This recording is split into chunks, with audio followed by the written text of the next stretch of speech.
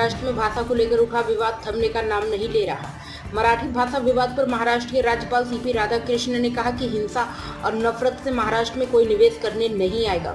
वहीं अब इस पर उद्धव ठाकरे गुट की प्रतिक्रिया सामने आई है। राज्यपाल सीपी राधाकृष्णन के बयान पर शिवसेना के नेता आनंद दुबे ने कहा कि हम राज्यपाल सीपी राधाकृष्णन से कहना चाहते हैं कि कोई भी हिंसा का समर्थन नहीं कर सकता। मराठी केवल एक भाषा नहीं बल्कि एक संस्कृति है। उन्होंने आगे कहा, हम राज्यपाल से पूछना चाहेंगे कि जब महाराष्ट्र के बाहर से व्यवसाय गुजरात जाते हैं तो वह कभी सवाल क्यों नहीं उठाते। हम उनसे मराठी भाषा सीखने और राज्य की संस्कृति को समझने के आग्रह करते हैं। आनंद दुबे ने यह भी कहा कि मैं उनसे अनुरोध करता हूं कि वह इस मुद्दे को विवादास्पद न बनाएं। अगर महाराष्ट्र में मराठी नहीं बोली जाएगी तो क्या यह भूटान में बोली जाएगी?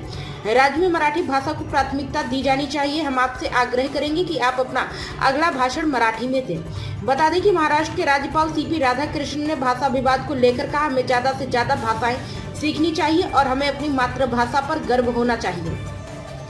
गवर्नर राधाकृष्णन ने एक किस्सा सुनाते हुए कहा, जब मैं तमिलनाडु में सांसद था तो एक दिन मैंने देखा कि कुछ लोग एक शख्स को पीट रहे थे। जब मैंने उनसे कारण पूछा तो वे हिंदी में बात कर रहे थे। इसके बाद होटल मालिक ने मुझे बताया कि उस शख्स को तमिल नहीं बोलने की वजह से पीटा जा रहा है। उन्होंने ये भी कहा कि अगर हम इस तरह की नफरत फैलाएंगे तो कौन महाराष्ट्र में निवेश करने आएगा।